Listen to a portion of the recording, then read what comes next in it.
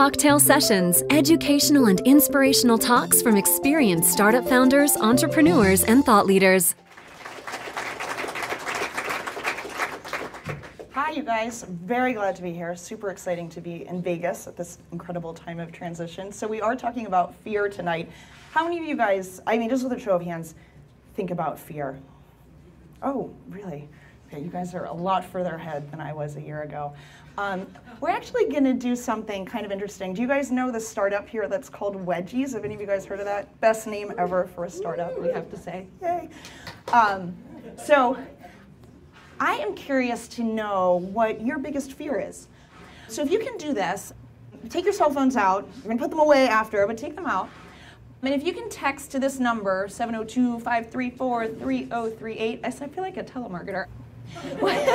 What your biggest fear is. Now for number one is height, so that could be skydiving or bungee jumping or anything along those lines. Oh, public speaking, that's so funny. Public speaking, okay, we just changed that. Blood, let's do like anything medical, like going to the doctor or that kind of thing. Flying, so a lot of people are afraid to get on an airplane. Drowning or anything related to swimming. A lot of people say like being out in the ocean by myself, sort of that open water foam. Bugs or spiders or kind of any animals. Failure, big one. Mark spoke well about entrepreneurship fears. Getting sick, include death in that. Or you can be honest. If you don't feel fear is a big part of your life and it's not something you think about, let's say more than once a month, once every 2 months, then A, you're awesome, or B, you're not mindful of it, but that's cool too. Do number 9. So text away. And let's see if we have any answers. Thanks to Wedgies, we get these answers in real time. So let's see what people say. And be honest, this is anonymous, so. Here we go. All right, so here we go. Oh, wow. Oh my God, that is shocking. Shocking, shocking, shocking. Oh, so not a lot of flying. Not a lot of people admitting to bugs or spiders. Okay, bugs and spiders is going up. Okay, Wedgies, you guys, if you're here, you are awesome because this is so cool that works so well. Failure. God, I so didn't expect that. That's great. So thank you. Thanks yourselves. A big round of applause for yourselves. Thank you very much. Woo. Awesome. So you guys, you can put your cell phones away now, and I'll pay $1 or maybe a penny to all of you that don't use your cell phones because it's dark now, so I can see it. Then I'll have a fear of failure talking to you guys. No, I'm just teasing. If there's an emergency, feel free to. You can put away your cell phones. So Jen, we can go up with talking about fear. So you guys are a lot further ahead in your thoughts about fear than I was a year ago. So this is a slide of my friend Patrick and myself. He's one of my best friends. He tried to talk to me about fear years ago when I was deep in the midst of running Blip. He said, Dina, why don't you think about how fear plays into your life, both in work and in your personal life and in all of your interactions. And Patrick, again, very close friend. This is us about to turn around in Bhutan. This is us traveling last summer and hike up that mountain that's right behind us. But even closest friend as he is, it went totally right over my head. Like, fear? That totally doesn't resonate at all. I basically, Patrick, have no idea what you're talking about. But truth be told, unlike you guys who answered the Wedgie survey, I wasn't really mindful at all then. I was just a busy working entrepreneur, networking when I wasn't working. I was basically your typical New York City workaholic. And I had no idea at that time how much fear had held me back in every aspect of my life. So who was I back then? I was like a lot of you guys. I was an entrepreneur, had started a company, and the company was called Blip, as Frank was just saying. I started it in 2005, and basically, all I was doing at this time was not being thoughtful.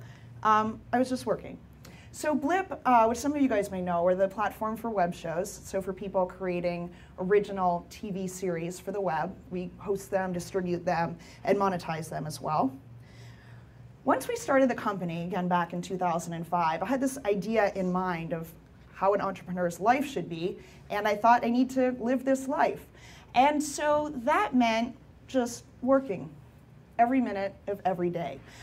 I held some different roles over the course of the company as we grew. But for most of the time, I was the COO of the company. And I thought, I'm the COO of this growing startup, so I need to work every night. I need to work every weekend too. So every now and then I did take a vacation, maybe 1 or 2 weeks a year. And here's how those vacations went. I'll give you an example. I went with my family once to Puglia. That's on the heel of the boot in Italy. Beautiful area. We did this beautiful bike trip through the hills and beautiful countryside of Italy in Puglia. But as we're biking, I kept my cell phone in the side compartment of the jacket. And then when we got to a red light, in some mountainous road, I would pull out my cell phone, not just look at all my emails, whatever 35 or 40 emails that had come in the last hour or two, and then I would answer literally every single solitary email, get all the documents off to anyone that needed the documents, forward the emails along to anyone that needed to respond, and then I would have to race to catch up to the group until they stopped at the next red light when I would do the exact same thing. So that was my vacation. Really, that was really, really fun at that time. So as the COO of Blip, I was running, I call myself like chief of paperwork, because I was running HR, I was running finance, so getting us through all of our audits. I was running business development, PR, marketing, and also managing all the investor relations with all of the early angel investors who I'd brought in, who funded the company in our early days. And you're thinking, wait, what? Does that even make sense? I was basically running the equivalent of 6 departments, and I didn't have one person working for me at the company. I had an outside accountant that would go through the books once a month. I had a part-time bookkeeper who was helping to manage the cost of the P&L that I was managing, and I had an outside PR firm, but they obviously had a number of other clients as well. Did this even make sense? This was a hot, growing startup. We had plenty of money in the bank from our venture capital firms and our angel investors. And what was essentially going on is I was afraid to ask for help. Mark touched on this a bit. I was afraid of a lot of things. I was afraid I actually didn't deserve a staff. I was afraid to ask my co-founders if I could get help, but I was also afraid that I wouldn't be a good manager if I did have people working for me. And I was especially afraid of this because my dad is a pretty well-known professor at Harvard Business School, so God forbid his daughter wants a staff, gets a staff, and then doesn't manage that staff well, and so I never asked for staff. I just kept working more and more and more hours. Now, in addition to all those departments, I was also the public face of the company. So pretty much every day, I would either give a talk or be on a panel or do a television interview, an internet interview, a magazine interview, a print interview, some type of press interview. This actually is from not far from where we are now. It was talking to Fox Business News during CES, so in Las Vegas, a little ode to Las Vegas.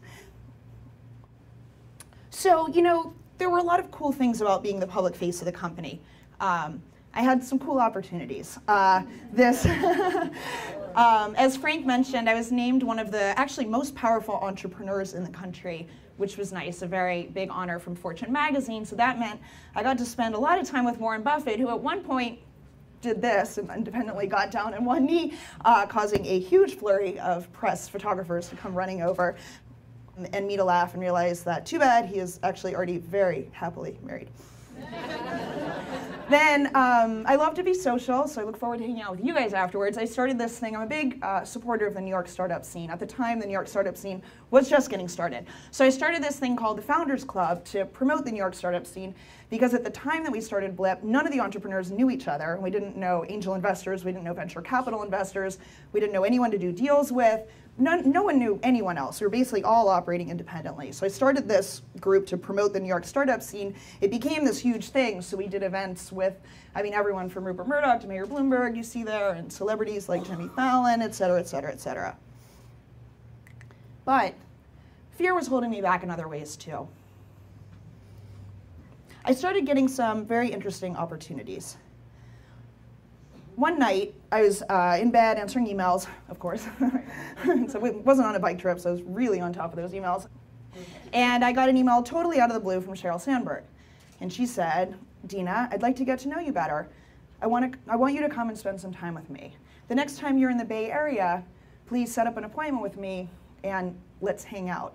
so that we can see if I can be helpful to you, and at least we can get to know each other.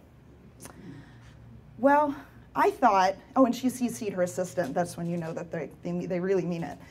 But I thought, she doesn't really mean this.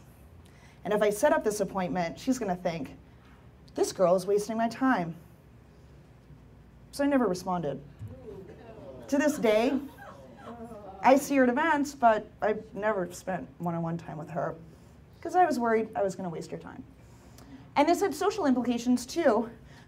You know, one of my really good friends is one of the founders of the Guilt Group, friends with, you know, a lot of the sort of hot startups in New York because we all were supporting each other and growing our internet feet together. But I would never ask them out to do anything. Anyone I perceived as more important or powerful than myself, even if we were friends, I would think, they don't really want to be friends. So I would just wait. I mean, we'd hang out a lot, but I would just wait for incoming. Let's go to lunch, let's have brunch, let's have drinks. I would never schedule anything on my own. But these work and social fears pale in comparison to what came next. And this is a little bit hard for me because I've never spoken about this publicly. And most of my, well, basically almost none of my closest friends know this. But years into running Blip and doing Founders Club, and I started a group for women founders, doing the public stuff and the internal stuff, I started having what most people would probably call panic attacks. And what that meant is that I was essentially afraid to walk down a street by myself. What would happen is, if one of these started coming on, I would feel really faint, and I would feel dizzy and flush, and I would feel like I was about to faint. And I lived in fear of fainting in the middle of a New York City intersection. So I did something really extreme. I don't think I've ever talked about this before, but I would actually make eye contact with someone who was crossing the street at the same time as me to hope to establish enough of a connection with them that if, God forbid, I do faint, they would pick my body up from the ground and keep me from being run over by a taxi. The way around this is that I started taking cabs everywhere. So I live in the West Village. I had a beautiful 10-minute walk to work through the Washington Square Park to the Central Village, and I took a cab every day to work. $8 a day, $2,000 wasted dollars a year on a startup salary. And so I knew this was a terrible way to live. I knew I needed a big change in my life. Everything was my company. I'd basically given birth to my first internet baby. But I knew that my everything had to change. And so over Thanksgiving weekend 2011, I chatted with my family about leaving the company.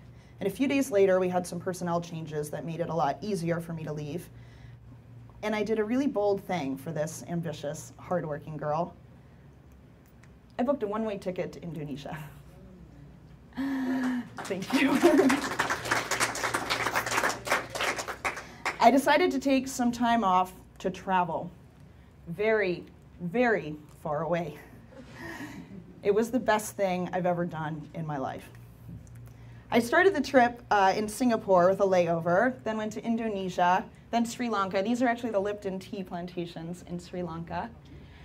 And then in the tiny town of Pai in northern Thailand, which was my next destination, I had a conversation with a fellow traveler. Where's Amanda? A serendipitous, beautiful talk, a serendipitous conversation with a fellow traveler that totally changed my life.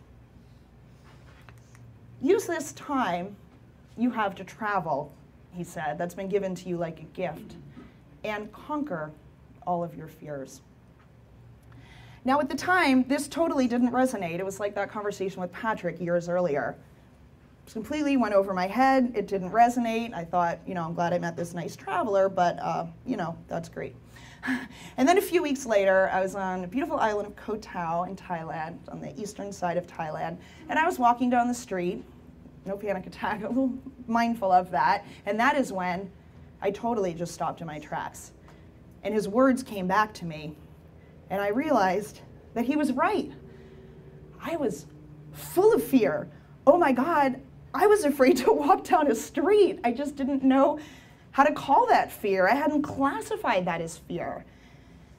And it was at this time that I decided to take on his challenge.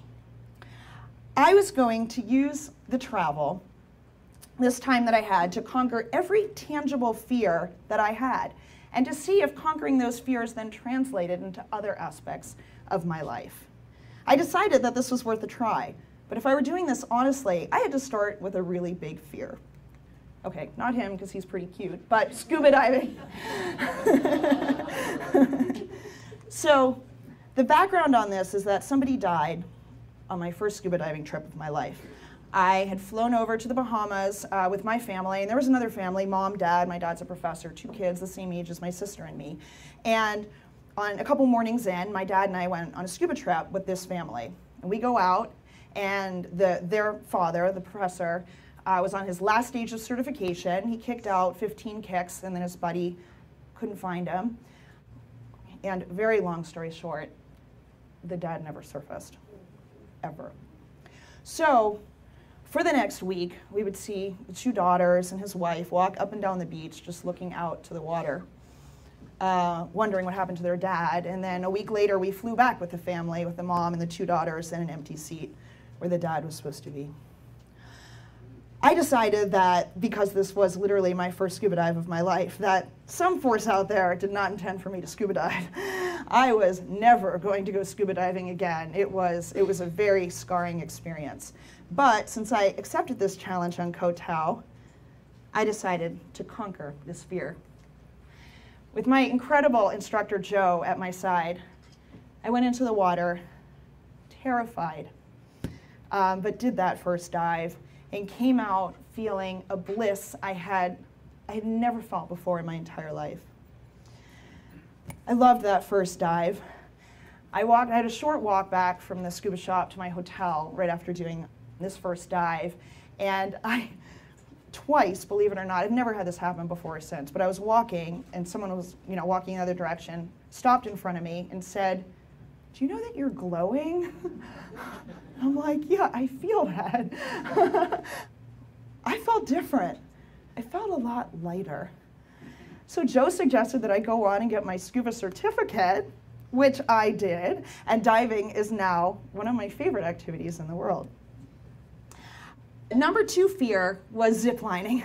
I once organized with friends a ziplining trip in Costa Rica, organized it, went to the place for ziplining, completely wimped out, and watched all of my friends zipline for hours and hours and hours and hours while I sat and watched them. I couldn't imagine getting on that frigging thing with just like a little holster. So I thought, if I'm going to conquer ziplining, I need a place to do this with no way out. So in northern Laos, there is a thing called the Gibbons experience, where you live in a treehouse only accessible by zipline. And so I traveled to northern Laos, where this is the view from your treehouse. You're 40 meters up from the ground. You're really, really, really high. One wrong step at night on your way to the bathroom and you're gonna die. And you have to go zipline to get in to get home, and you zipline to get out of home to get food. This is called facing a real fear. For sure, if something happens to your harness or to the zipline, yeah, you're done. There's no safety net there. But by the end of the 3rd day, it got easier. Oh yes, you wear this harness and then you're just traveling around the forest, ziplining around. And by the end of the 3rd day, this is coming home one day for dinner, by the end of the 3rd day, it got easier. I wouldn't say I love ziplining, but I can certainly say that I've done it like a lot. But so something interesting happened at the end of that 3rd day. So it's done with the Gibbon experience. Check that off the fear list. Like I said, not sure I'm ever going to zipline again, but I did do it. And I had to get now down this huge hill to this river in order to cross the river from Laos into Vietnam to go to my next destination. I've been traveling for 7 months at this point with these huge, ridiculous bags that no hip backpacker would ever be seen next to. I had never carried my own bags. I didn't even think I could carry my own bags. But when I finished this Gibbon experience, without even thinking about it, I picked up my 2 ridiculously enormous and embarrassing non-backpacker bags and just scurried all the way down this huge hill to get to the bank of the river. And then, like, literally basically to double take with myself, like, I didn't even know I could carry my own bags. So I was doing pretty well. But there was a big fear left. My whole life, I've been terrified of bungee jumping. Once, growing up, my family went to Zimbabwe, and my sister and I said, oh, we're gonna bungee jump off of Victoria Falls. And we get to Victoria Falls, and we go, and we're like, yeah, I'm gonna do it first. No, I'm gonna do it first, yeah. And we get there, and the bungee place was closed for lunch. My sister and I were like, oh, that's a shame, but let's move on. My mom said, no, no worries, we can wait. We're like, no, we don't want to interfere with the family travel schedule. We don't need to wait, it's fine. She's like, no. We're like, let's leave. So we'd escaped, you know, but barely. Now, all of a sudden, I was a few days away from traveling to Queenstown, home of the first bungee jump in the world, the most famous bungee jump in the world. And I had a big decision to make. I didn't know what to do. So I posted on Facebook. I have this fear of bungee jumping. Do I need to conquer it for the sake of conquering a fear, or can I just really get on with my life? And I got a huge response back with people very strongly saying, yes, jump. And people very emphatically saying, no. You might ruin your eyes. It can cause black eyes, which it can. You're pretty cool as, you know, you're okay as you are. Don't jump. And so I didn't know what to do. And I signed up. I thought, you know, I can get out if I need to get out. And I go to the jump site with my friends, day of. There were 5 of us that were traveling together. And we walk into the bungee jump site, and we have to get weighed, which is really a little scary to think about. We have to get weighed so they know how to, you know, fix it for your weight. And you get your harness, and you register, and we do all that, and then you get a number, and so they got their number, and they go, and they wait in line, and they jump, and I went to the bathroom. And then I went in a stall, and then I stayed in the stall for an hour. So my friends are all looking for me. The bungee jump people, the staff, is searching just everywhere for me, and I'm staring at a roll of toilet paper, wondering if this is the last toilet paper I'm ever going to see in my life. So finally, I walk out to the bridge. And I was really scared. It's hard for me to put into words how scared I was. I was pretty convinced that I was just going to die. But I walk out there in the middle of the bridge. You know, they had the harness on, they wrapped the towel around me, and then you're standing out there, and I'm asking just a million questions. Has anyone as heavy as me ever survived this jump? Like, excuse me? You know, how does the gravity work? How does the harness work? Then I made the main employee double check the harness and make sure that, you know, I didn't weigh too much. And then I had another person come over to check. Then I asked the manager to come over and check. This is so embarrassing. And he came over to check, and they're like, you know, we do this all day long. We've been operating 100 years. Nobody's ever died. But I asked question after question until there were really just no more questions to ask. And then I just stood there. And at a certain moment, I just decided that I actually was going to do this. But I wasn't going to do this for my friends or for their peer pressure or the staff that was super annoyed at me by this point. I was actually going to do this for me, for a big reason. I was going to do this because I wanted to change my life. And so I went. And I did do a swan dive in case the rope broke. My fingers would break the water rather than my head. Maybe I'd survive, maybe. It was 48 meters up, so it's pretty high.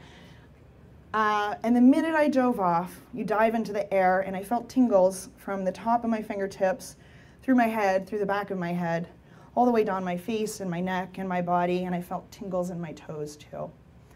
And it was a profound experience. I felt like I was diving into freedom. I felt liberated. And I started crying, cry of happiness, realizing that I was putting my whole old life, all those fears, behind me. And I was crying so hard with happiness that I actually missed the pole you're supposed to grab onto to get into the boat. I finally got there, and I got in the boat, and I'm crying and smiling, and the guy in the boat looked at me and said, it can be an exercise in spirituality and mindfulness, can't it? He had read my mind. I felt free. So for good measure, it was hot that day, so I put shorts on, grabbed a friend, and we did a second dive. I had a second jump. I was a lot more relaxed that time. And then I sat down to watch some other people jump, and I wrote this. I've decided to live a life where courage is more important than fear. With this jump, I've now conquered my last fear. In a few weeks, I'll return to the US, more relaxed, open, and compassionate, and I will live without fear. I would never have written this back in my COO Blip days. I wouldn't even think about compassion and think about fear. It was just not even a language that would have occurred to me. But I wrote this out on the side of that bridge, and then I pressed post on Facebook. And since then, my life has been really different. I used to live my life responding to people, hoping that my friends, who I really liked but was a little afraid of, were going to invite me out, hoping that Sheryl maybe would send me another email asking me to come visit her. But now I live life on my own terms, and I ask for what I want, and I'm open with people. I'm vulnerable, and I say scary things to people, even guys that I like. I wrote this to a new guy friend. I'll read it to you guys if it's too small. A really successful entrepreneur who I went out with a few weeks ago, who I then didn't hear from. But I wrote, I had a great time hanging out with you on Saturday. I like your authenticity. It's rare. It makes you fun to be around. I'm going to see him right when I get back. He got right back to me. A few days after I got back to the US, I talked to Patrick about this new commitment to living without fear, and he said he'd gotten to a point in his meditation practice where he could like someone, in business or personally, even if he knew the person didn't like him back. He could wish well for them, hope good things, maybe even invite them out, even if he knew they didn't like him. That is living with freedom. You're living proactively on your own decisions and reacting to other people. I mean, not reacting to other people and just anticipating their reaction. Last week, I was heading to LA before coming to hang out with you guys here, and I had an idea. My huge guilty pleasure in life is Glee, other than travel. And I didn't really know anyone. I looked it up and saw that they were filmed on Paramount, and I didn't know anyone at Paramount, but I went on LinkedIn and searched and saw that there was a friend of a friend there, but I didn't know the friend in common. LinkedIn. But I tracked this guy down on Facebook and sent him a note. I'm like, hi, I love Glee. I'm a normal, upstanding member of society normally. Started an internet company. Is there any way I can come visit the set? And I went on Wednesday with my friend Ted, who's here too, because he actually got back to me. People want to be nice. So how does this affect work? I had a meeting with a venture capital firm 2 weeks ago, right after I'd gotten back to the US. Normally, I'd go to these meetings super buttoned up. And normally, I would say very buttoned up things. But this VC asked me, how did your travel change you most? And so rather than saying, it made me realize how much I love work, what I thought he wanted to hear, something like that, I actually was honest. And I said I started meditating, and it changed my personality, and it changed my life. So we talked about my meditation practice and how he could meditate, and that was how we spent the hour. And normally, the old me would have walked out of this meeting terrified. But I was honest. And then when I got home, I thought, what a follow-up email. I was the queen of the really boring business, email. Nice to meet you. Let's get together again soon. But I thought of a funny but sort of quirky email to write him as a follow-up. And I wrote it out, and then I'm like, do I send? Do I send? And I thought about the bungee jump, and I thought about the tingles, and I went, send. And then I heard back from him, and he said, we decided that that was the best meeting we'd had in recent memory. We'd like to get together again. I am also seeing them right when I get back to New York. In the past, I was so filled with fear that it permeated all of my interactions. I was afraid people wouldn't like me. I was afraid if I had a staff, that they would say bad things about me. As a boss, I was afraid to give any criticism. I didn't advocate for myself ever because I was afraid of getting fired. I was never authentic, and people sensed it. Now, living without fear, I can be authentic, and I can say what's on my mind, positive and negative, and it does draw people in like a magnet. And so, this is living without fear. And I highly recommend it. It's living with freedom, and it makes you more relaxed, happier, better at your job, and better with people personally and professionally. And people can sense you don't need their feedback and their approval, and they like it. I think that you can start by conquering your own fears. And so, here in Las Vegas, where we are, there is a thing called the Stratosphere. And you can bungee jump off of this. And I may or may not have had a call with them earlier today to negotiate a group discount rate for all of us here today. And so, if you would like to join me in living without fear by conquering your physical fears, then let me know, because a group of us are going to go tonight, no joke, and jump off this thing and start living authentically without fear. Thank you very much.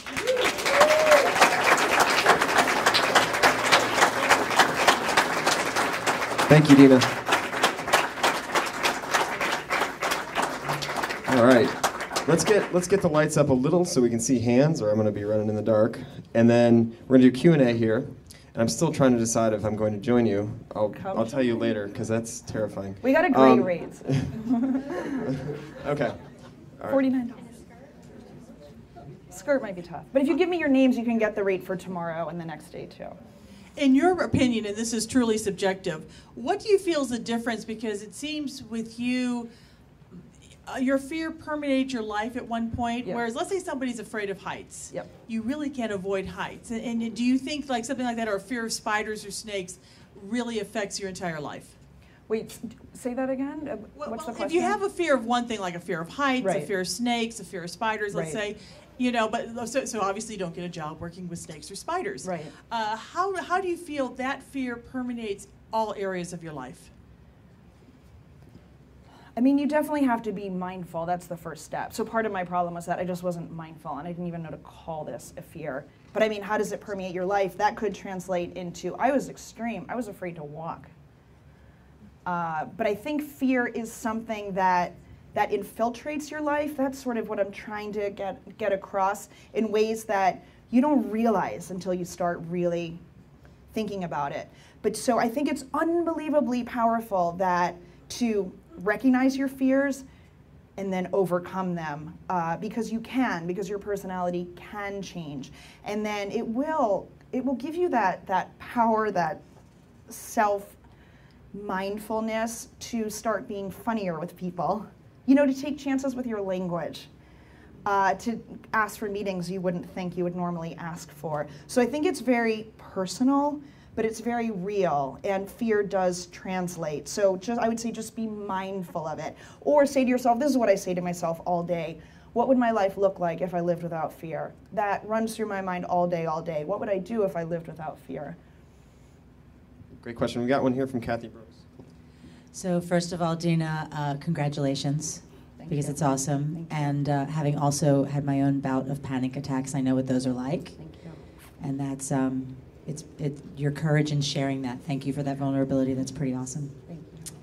So for people who can't take a year and travel around the world, it's much cheaper in Asia than in America. I'd like to. I have some dog stuff to do here first, though. When you think about kind of tangible things that you offer to people when they say, okay, so what can I do here? You know, maybe I don't have, oh, well, okay, well. You and me, baby. We're going to talk about that later. We have a reservation at 9. Maybe.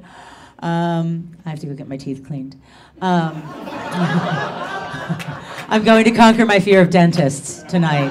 Tonight instead. at 9 o'clock, really? Why not? Really? Why not? I'm getting my hair done. And my teeth cleaned. But what would you suggest to people who maybe have to stick a little closer to home, and what kind of support system? Because you were out there on your own. Yeah, the bungee jump was very conscious, actually. I had gone with some very close, dear girlfriends, and I think it would not have been as profound an experience if I'd gone with them. It was this, well, I mean, I was cowering in the bathroom for an hour, so that wasn't conscious. But when I did go out, I consciously didn't look for them and thought, I need to do this on my own, and that's how I'm going to have a profound experience, which I really did. There are so many things you can do. If you're afraid of spiders, surround yourself with spiders. I mean, like that ziplining thing, no, you have no idea how scared I was of ziplining in northern Laos, where like the safety standards were just non-existent. So step into it. If I can do that ziplining, you can surround yourself with spiders. But so whatever your fear is, do it. If you, I mean, like, do this bungee jump. Come with me tonight. Because if you start conquering fears, yeah, like we were saying, what's your name? Debbie, like Debbie and I were communicating, it translates. So, I mean, I guess it would depend. What's your biggest fear now, Kathy? Ooh. Let's put you on the spot. Could be talking public speaking, can't you tell? Yeah, I've got a spider issue. So, I mean, get a friend that you're close with, or I'll do it with you tomorrow, and we will put you in a room of spiders. And if you conquer that fear, your life will change. I mean, your life has changed a lot, so you're a great example of mindfulness. She's comfortable with where she's at. All right, over here. You never know. Love everything you said. Yeah. Do you feel that it was a bigger fear telling that story on stage than it was for anything else? And now that you have been that vulnerable, how is that going to change your life going forward? Yeah, it's totally changed my life. I mean, when I see my friends, I have one good friend here, Ted, in the back, but when I see my friends, they do look at me. Okay, now I'm like sweating, but they will say, "You're glowing." People here in the US have stopped me on the street. I feel so light. I was so not funny, so not fun for so many years. I took myself so seriously. I thought I needed to act like a guy entrepreneur, or only like an old man entrepreneur, business person. And so, no, really, that was the role that I played for years. And so I'm so different now. You know, I might not be funny all the time, but, you know, I try on email now, and I have fun with it. And sometimes I am funny, but I was never funny before. So that's a step. My whole life is so different. That Glee thing, I never would have done that. I mean, you know, basically sent a note to Facebook on someone I don't even know. Say, like, I want to go on the set. Like, oh my God, and what's amazing is that once you start this process, the world just opens up to you.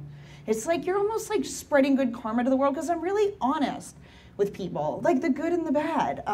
You know, if someone does something that pisses me off, I'll say I feel badly about that, or I feel nervous about this, rather than just bottling it all up, which I did at my company. You know, I was afraid to ask for a staffer. It's ridiculous. So when you're honest and authentic with people, they sense it, and people get more drawn into you like a magnet. It's like magic almost. It's like magic. Okay. Oh, here's one back. You had one, but there was one in the back first, so I'll come back. I need to get back in the back. All right. There's only been a few back row questions, so.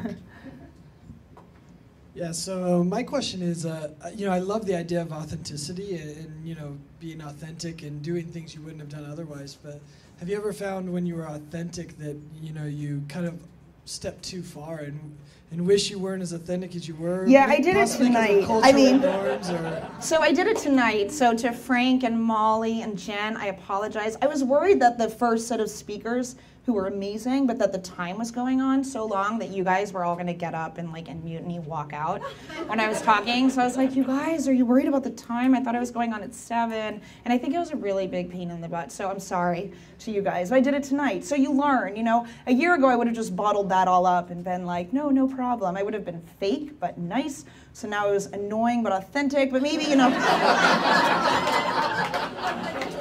So I'm still experimenting with this.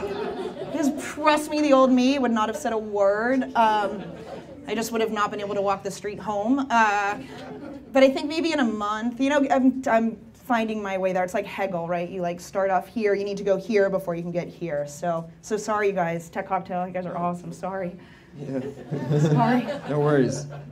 I know you also have an appointment at 9, so I figured that was part of the rush. We do. Okay. The Stratosphere, he had a question over there. Okay, who's up next? Oh, up here. I just had that one short question. A short question. We'll take short questions. So where are you going to take Sheryl when you go on a hike?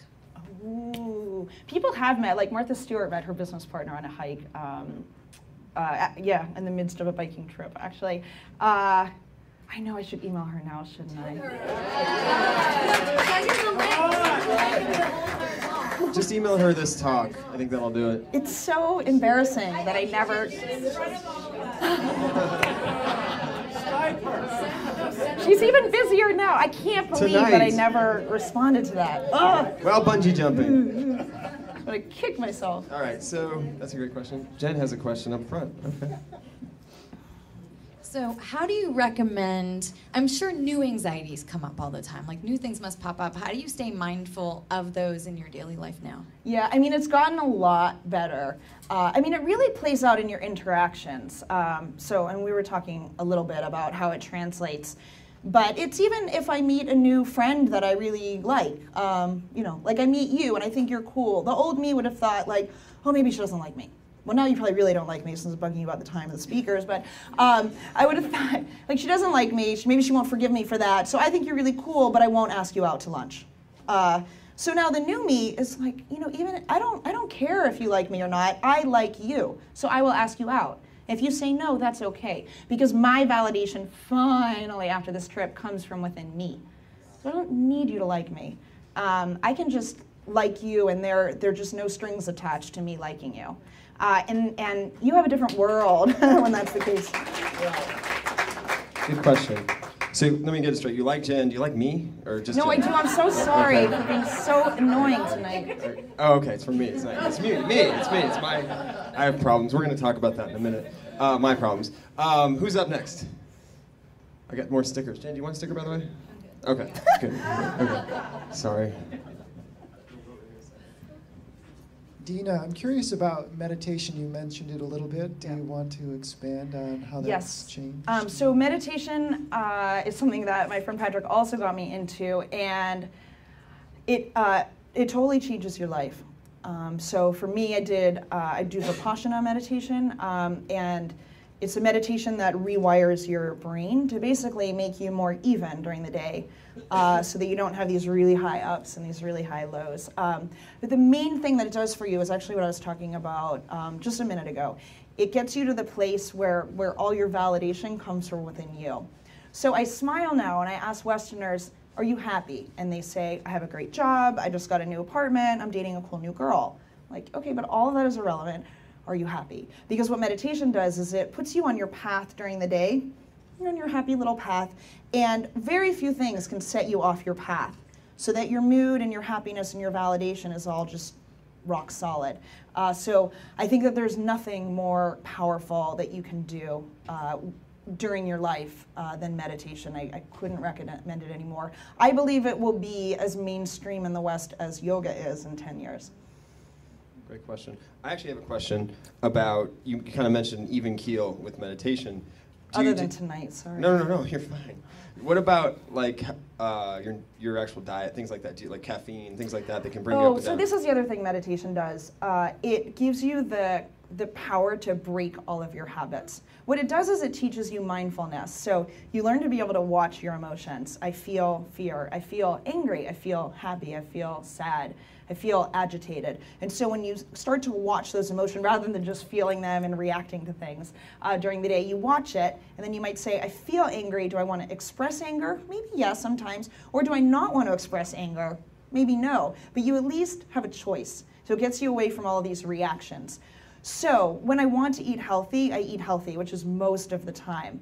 But if I want to indulge and have ice cream, which I love, then yeah, live a little, But I'm mindful. I'm saying I am going to indulge in this ice cream. I'm going to love it. I'm mindful about it. Not overweight yet. So I'm going to treat myself to that. But it gets you away from all of your bad habits. So I do think meditation's the answer to anxiety or obesity or smoking or any habit you want to break. It gives you those tools. Perfect. All right, who's back here? Okay, you had a question. Hi, thank you very much. My name's Larry. My question is on living by your terms, and on the freedom thing, I don't. In the point of my life, I'm very, very free. I'm very myself. On the on your own terms, how did that conquering your fear, free you up with on your own terms and allowed you to do that? Thank you. It's a very mindful question from the Santa Monica resident. My whole life until this trip, I was living on other people's terms. So I thought my co-founders wouldn't have wanted us to hire more people, so I'll just work harder, be miserable, but that's what they want. Everything I did was just in reaction to someone. It was the opposite of saying, I like Jen, I'm just gonna invite her out. That's living on your own terms. It's, this guy, this executive at Paramount might think I'm crazy, but I don't care. I'm living on my own terms, I'm going to ask them. It just makes you fearless, and it's awesome to feel fearless. People talk about, yeah, freedom in America, freedom to vote, freedom for this, all of these rights, but real freedom is in your head. And if you can get over your fears and just you know, live your life as you want to live and ask out who you want to ask out for your friends or girls or guys that you're dating, whatever it is, or go for jobs you want to go for, that's real freedom. It's just awesome. Like, everyone should live that way. Great point. Who's up next? Oh, you got a question. You just want a sticker. No, I'll give you a sticker too, but you have a question? That people be safe. She would just like to remind people to be safe while they're bungee jumping. Definitely. Safety first. Safety first. Here's a sticker. Great point. Double check everything, like triple timed. And helmets. Okay.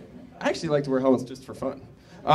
Okay, so... Helmet, you're gonna die if that rope breaks, yeah. No yeah, helmet. okay, so double that up. Okay, so who's up next?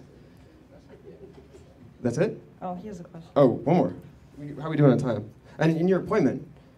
No, we're fine. Okay. Whenever we get there. They're open until 2 a.m. Oh, wow, that's crazy.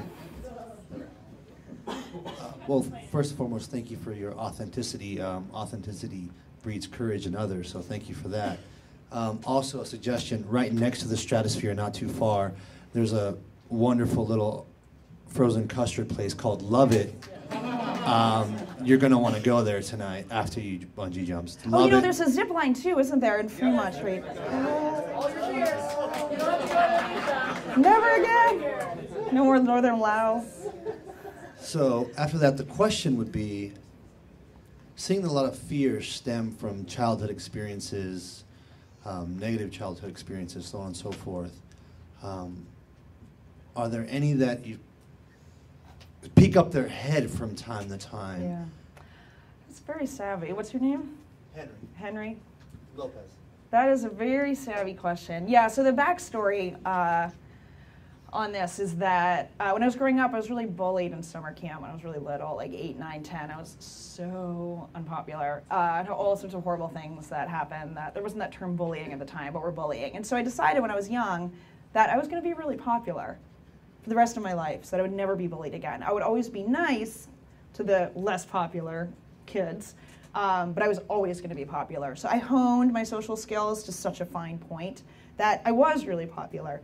But with that translated into, if we're having a conversation, is it Henry, did you say, or Henry? Okay. If we're having a conversation, I will have my social skills so finely honed that I will know what you want me to say, and I'll say things, and you'll like me, and I'm craving you to like me, because I need to be popular.